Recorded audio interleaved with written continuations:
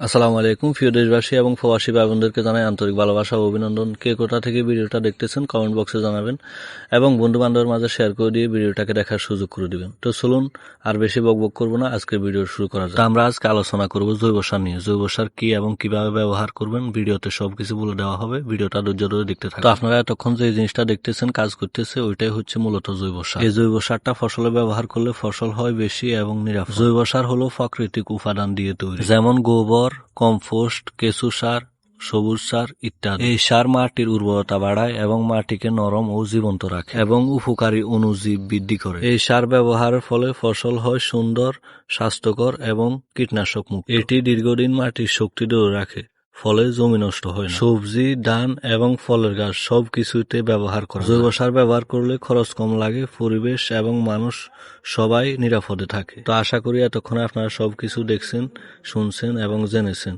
তো আমাদের ফেসবুকে নতুন হয়ে থাকলে ফেসবুক পেজটাকে ফলো করে দিবেন এবং যদি ভিডিওটা ইউটিউব থেকে দেখেন তাহলে ইউটিউবের সাবস্ক্রাইব বাটনটা সাবস্ক্রাইব করে দিবেন, যাতে করে আমাদের নতুন নতুন ভিডিওগুলো আপনারা পান।